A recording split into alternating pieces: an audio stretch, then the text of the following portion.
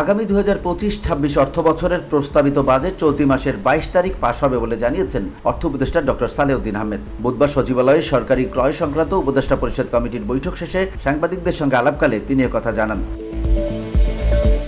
ঈদুল আজহা উপলক্ষে বৃহস্পতিবার থেকে ছুটি শুরু হচ্ছে জানিয়ে অর্থ উপদেষ্টা বলেন, ঈদে টানা 10 দিন ছুটি থাকলেও অর্থনীতিতে এর কোনো বিরূপ প্রভাব পড়বে না। উপদেষ্টা বলেন, বাজেটের প্রতিক্রিয়া ঈদের পরে পর্যালোচনা করা হবে। বাজেট সম্পর্কে সকল মন্তব্য, প্রতিক্রিয়া ও মতামত পর্যালোচনা করে 22 জুন বাজেট পাশ করা হবে। উল্লেখ্য, গত 2 জুন 2025-26 অর্থ বছরের জাতীয় বাজেট প্রস্তাবনা উত্থাপন করেন অর্থ উপদেষ্টা, যার আকার 7,90,000 কোটি টাকা প্রায়। এটি দেশের 54তম অন্তর্বর্তীকালীন সরকার ও অর্থ উপদেষ্টার প্রথম বাজেট, যা রাষ্ট্রপতির অধ্যাদেশ জারির পর অর্থাৎ আগামী 1 জুলাই থেকে কার্যকর করা হবে। VOD Bangla news desk.